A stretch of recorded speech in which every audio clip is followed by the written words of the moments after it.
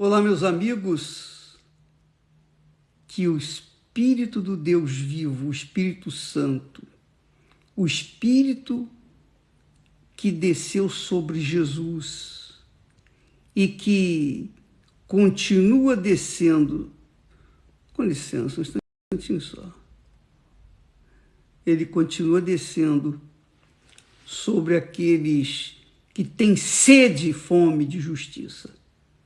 Sede e fome de justiça, sede e fome de Deus, sede e fome de conhecer o Deus que dizem crer. Porque muitas pessoas, infelizmente, seguem uma religião como se aquela religião resolvesse os seus problemas. Pode até atenuar as dores, pode confortar, pode consolar, mas não 100%, claro. Porque você tem de conhecer a Deus, conhecer o autor da vida, o Senhor Jesus Cristo, pessoalmente, para que então você venha ter, por exemplo, a vida com abundância. Jesus prometeu a vida com abundância, mas ele primeiro diz lá, buscai primeiro o reino de Deus. Quer dizer, buscar o primeiro reino de Deus é você colocar o Rei dos Reis como Senhor na sua vida e obedecer a sua palavra, obedecer a sua voz, porque quem tem Jesus como Senhor na sua vida, como Rei, o tem como Senhor e, consequentemente, o serve, obedece. Servo é aquele que obedece a palavra do seu Senhor. É isso aí. Servo, por exemplo, você é uma pessoa empregada, você trabalha para Maria. Então, a Maria é sua patroa. Então, você serve a Maria, não porque ela é a primeira na sua vida, mas você serve a Maria porque ela paga um salário para você, ela te dá a compensação do seu trabalho. Então, quando a gente fala Senhor, a gente está falando o Senhor Jesus, tratando do único que é Senhor. Ele é o único que é o Senhor. Nós todos somos meros servos, nada mais do que isso. Então, o que acontece? Quando uma pessoa faz do Senhor Jesus o seu Senhor, é porque ela o conhece de fato e de verdade. Sabe quem está servindo. e porque sabe a quem está servindo, então tem segurança, é tranquila, tem paz, não vive ansiosa, não vive na tristeza, não vive confusa, não vive na desordem, não vive na vida vulgar que esse mundo se nos apresenta. Não, ela tem uma vida de qualidade, porque ela conhece o seu Senhor, ela vive a vida abundante, porque o seu Senhor supre a sua necessidade. O Senhor Jesus, ele se comparou ao pastor, ao bom pastor, que conduz o seu rebanho aos pastos verdejantes. Então, Jesus, quando é Senhor da gente, ele nos conduz aos pastos verdejantes. Ele supre as nossas necessidades. Ainda que tenhamos problemas, dificuldades, ainda que nós tenhamos que andar, subir monte, descer monte, não importa, mas ele na frente, guiando-nos. Então, ele é o nosso Senhor, ele é o nosso pastor, o nosso bom pastor que cuida da gente, que cuida, porque a gente o conhece e ele conhece a gente. Jesus disse, aquele que me segue, como ele ouve a minha voz, as minhas ovelhas ouvem a minha voz e me seguem.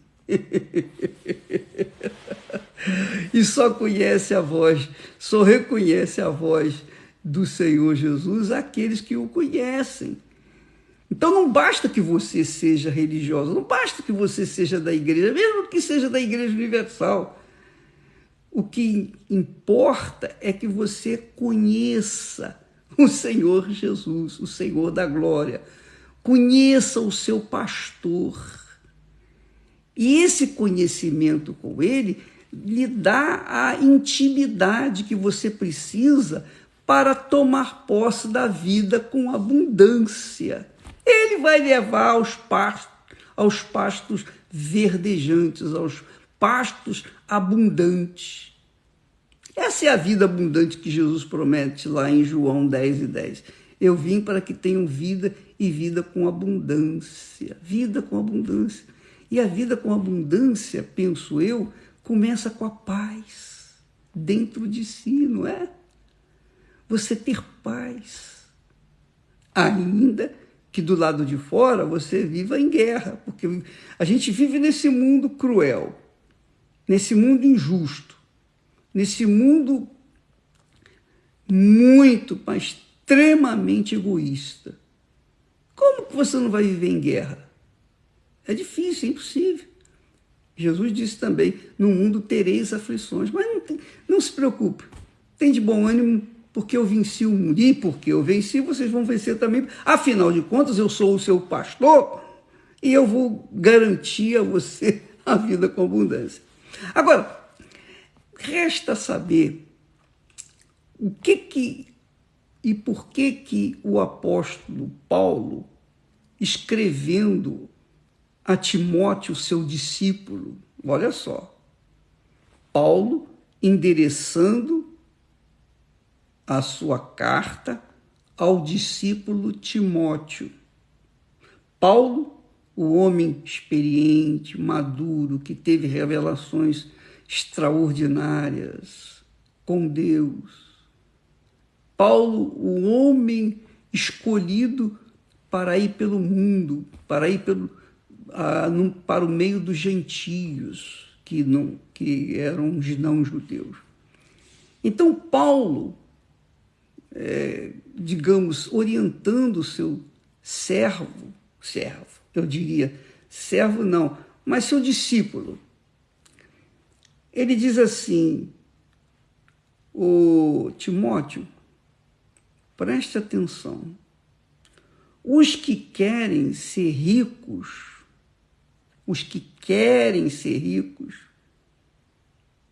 caem em tentação, em laço e em muitas concupiscências. Mas espera aí, ô bispo, você vai perguntar, mas Jesus não promete vida e vida com abundância? Quer dizer que eu não posso querer ser rico? É pecado ser rico? Não, não é pecado você ser rico. Abraão era rico. Nicodemos era um homem rico. Os homens que tiveram riquezas na Bíblia, que foram homens de Deus, que preservaram a sua conduta moral, o seu caráter de fé, de serviço ao Senhor Deus, esses homens eram ricos. E qual é a diferença entre eles serem ricos e nós também sermos ricos, bispo? Paulo está dizendo aí que quem quer ser rico cai em tentação. Quer dizer, eu sou pobre, miseravelmente pobre, eu não tenho nada, só porque eu quero ser rico já caí em tentação. É forte, né? Está entendendo o que eu quero dizer? Jesus disse, eu vim para que tenham vida e vida com abundância. Mas Paulo diz lá, os que querem ser ricos caem em tentação. Jesus também falou, ele disse assim, o que adianta você ganhar o mundo inteiro e perder a sua alma? O que adianta você ter uma vida abundante nesse mundo, uma vida de riqueza, de ostentação, e perder a sua alma. E Paulo fala que os que querem ser ricos caem em tentação. Ele está falando para um discípulo cristão, um homem que queria servir a Deus, um homem que queria colocar-se como o próprio mestre, o apóstolo Paulo, para servir a Deus.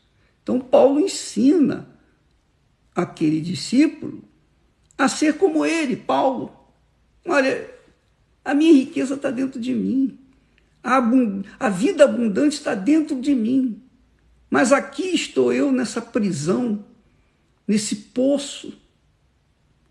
Aqui estou eu amarrado, digamos assim, preso a uma situação difícil, uma situação complicadíssima, mas isso não me impede de ser livre, de viver a vida abundante, porque a abundância que Jesus promete começa, a riqueza que Jesus promete, a vida abundante que Jesus promete, começa com o Senhor dentro de nós, que é o Espírito Santo, que nós falamos ontem. Entendeu, minha amiga, meu amigo? Mas muitas pessoas, quando querem ser ricas, a maioria das pessoas, ou as pessoas em geral, elas perdem a visão. Agora, elas perderem a visão, elas não entenderem isso, esse texto, esse discurso de Paulo, do próprio Senhor Jesus também, é normal, porque são incrédulas, são gentias. Então, o que acontece? Para as pessoas de fora, é normal, é natural que elas queiram o pão, o peixe, a bênção, a cura, a libertação. Elas querem resultados, elas querem a mágica que vai mudar a vida delas. Elas querem mágica, embora o Senhor, nosso Deus, não é mágico, mas as pessoas querem mágica. Querem assim, bispo, ora por mim aí. Eu tô com um problema assim, assim, assado. Aí eu oro. Foi curado. Bispo, muito obrigado. Deus abençoe. Graças a Deus. Foi curado. E vai tocando a sua vida. Não, o apóstolo Paulo está falando aqui com um discípulo que, obviamente, simboliza todos os demais discípulos do Senhor Jesus. Se você quer servir ao Senhor Jesus, se você quer viver a vida abundante que o Senhor Jesus projeta para você, a primeira coisa que você tem que querer é servir ao Senhor, é obedecer a sua voz, a sua palavra. Faça isso, você faz. Faça aquilo, você faz. Não faça isso, você não vai fazer, porque você quer a vida com abundância. Então Paulo diz para esse discípulo, olha, aqueles que querem ser ricos caem em tentação. Já caíram em tentação. Só por querer ser ricos. Porque, poxa, bispo, então o senhor está dizendo que os discípulos não podem ser ricos, é isso? Que os seguidores de Jesus não podem ser ricos. Somente os outros, os incrédulos. Não estou dizendo isso. Eu não estou falando isso.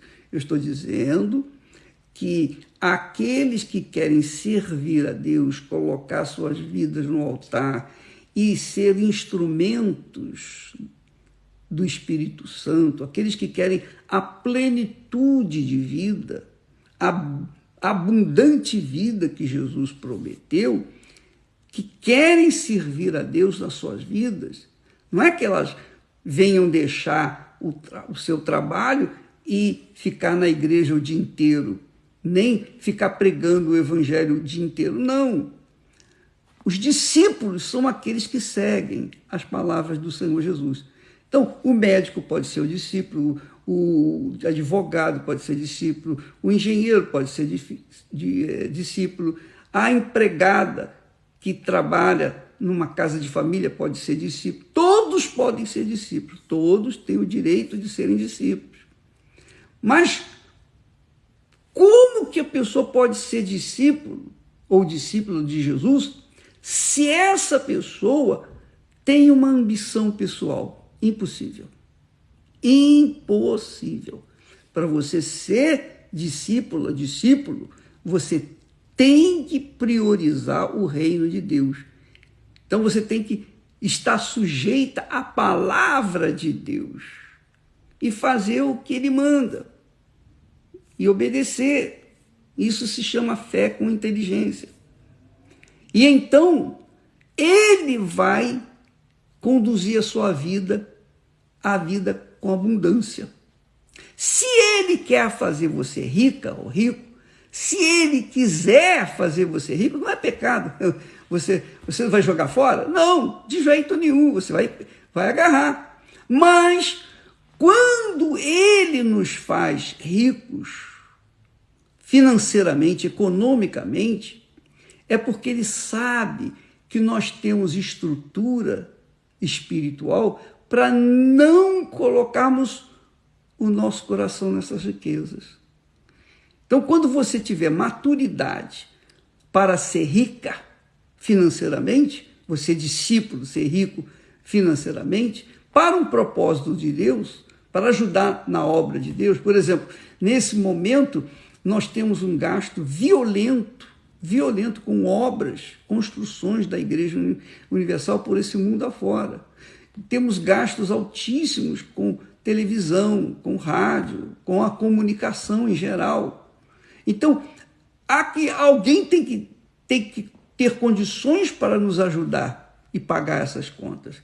Então, se Deus vê que você é aquela pessoa que tem o coração desprovido, o coração liberal, o coração aberto, não apenas para devolver os dízimos, mas um coração aberto para contribuir com a pregação do Evangelho com liberalidade, com abundância. Então, Deus vai enriquecer você. Ele vai fazer você ser rico, porque ele precisa de pessoas ricas que sejam servas, continuem servas dele. Porque realmente, quando a pessoa pega no dinheiro, elas se ensoberbecem, tornam-se arrogantes, creem que são senhores, senhoras de si mesmos. Então, o dinheiro enfeitiça as pessoas incautas. O dinheiro enfeitiça, faz as pessoas ficarem cegas espiritualmente, cegas, porque ele se coloca como Mamon. E você não pode servir a Mamon e ao Senhor Deus ao mesmo tempo. Então, se a pessoa é discípula, cheia do Espírito Santo, então Deus vai abençoá-la se ela estiver em condições, porque se ela for imatura, se ela for criança, Deus não vai dar tudo o que ela gostaria, mas vai dar o que ela tem capacidade para administrar. Você não dá para o seu filho, para a sua filha, digamos assim, R$1.000 para gastar à vontade. Não, de jeito nenhum. Porque se a sua filha, se a sua criança de 6, 7, 8, 10 anos, 11, 12, 13 anos, 14 anos, pega um dinheiro desse, vai lá para a esquina, entra lá num bar, compra tudo que é bala, chocolate, é ou não é? E vai ter dor de barriga, vai ter problemas depois. Então, Deus nos dá a riqueza à medida que nós podemos administrar. Lembra daqueles 3 servos que Jesus fala, da parábola dos 3 servos? Que um servo o Senhor chamou e deu 5 talentos. O outro, segundo, recebeu 2 talentos. E o terceiro só recebeu 1 talento. Mas 1 talento valia muito, muito, muito dinheiro. Mas mesmo assim, o que recebera 5 talentos multiplicou e ganhou mais 5, o outro recebeu 2, ganhou mais 2, e o que recebera 1 escondeu o seu talento. Escondeu, quer dizer, ficou com medo, ficou com dúvida, ele ficou, digamos assim, desestruturado. Por quê? Porque ele tinha uma quantidade grande nas suas mãos, mas ele não sabia o que fazer. Em vez de negociar ou colocar no banco, etc., e render juros, ele escondeu. Ora, minha amiga e meu amigo, quando nós servimos a Deus, quando você torna-se discípulo, servo de Deus, então você tem a capacidade de Deus abençoar você de acordo com a sua capacidade. Então, se você receber um talento, amém, graças a Deus. Você não vai colocar o seu coração naquele talento. Se você receber 5 talentos, você não vai colocar o seu coração naqueles 5 talentos, porque você recebeu de acordo com o que Deus lhe deu. Mas quando a pessoa, por exemplo, quando a pessoa fica rica da noite para o dia, ganha na loteria, suponhamos, ela fica louca. Primeira coisa que ela pensa é comprar uma casa para a mãe, para o pai, etc., fazer isso, fazer aquilo, pensando só nesse mundo. Ela não pensa em Deus. Deus me deu esse dinheiro, eu vou devolver a 10ª parte para o meu Senhor, porque foi Ele que me deu. Toda a terra é dele e Ele me dá de acordo com a vontade dele. E eu aceito de acordo com o que Ele me deu. Mas quando a pessoa é discípula, quando a pessoa é de Deus, ela não cuida das coisas desse mundo. Ela quer fazer de acordo com a vontade do seu Senhor. Então ela serve ao Senhor com os seus bens, ela serve ao Senhor com as suas ofertas liberais, ela é liberal nos seus dízimos, ela não devolve o dízimo com usura, com a ignorância da usura. Não, ela simplesmente é uma pessoa dócil, porque ela é serva, ela é discípula. Mas se essa pessoa dócil, boa, tem desejo de ser rica, já caiu em tentação. Se há uma riqueza que nós devemos almejar, é a riqueza do Espírito Santo, que é a maior riqueza que existe nos céus e na terra. Entendeu? Por isso você tem que ter fome, sede, não das coisas desse mundo, mas do Espírito de Deus. E o Espírito Santo vai guiar você de acordo com a vontade dele. Então, Paulo avisa aos discípulos: olha, cuidado, quem quiser ficar rico vai cair em tentação. Só em querer já caiu em tentação. E eu tenho visto isso na igreja.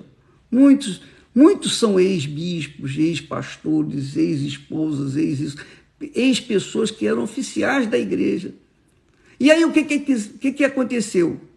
Quando viram a oferta de Deus, quando começaram a administrar a oferta de Deus, cobiçaram aquela oferta, desejaram, almejaram aquela riqueza. Eu também posso servir a mim mesmo. E então aquela criatura cai em tentação. Ela já caiu em tentação, só porque almejou, só porque aspirou ter aquele dinheiro só para si. E isso acontece na Igreja Universal. Infelizmente, aconteceu antigamente. Judas Iscariotes caiu não porque ele cometeu um tropeção, não foi adultério, não foi mentira. Ele caiu porque almejou, ele suspirou pelo dinheiro, pela riqueza. E aí, você já sabe o resto. Paulo está falando com essas pessoas que servem a Deus no altar, que servem a Deus no átrio, que servem a Deus na sua casa, na sua família, no seu trabalho, que faz a coisa com seriedade, com caráter, com dignidade. Essas pessoas que trabalham sempre pensando no seu Senhor, em agradar o seu Senhor.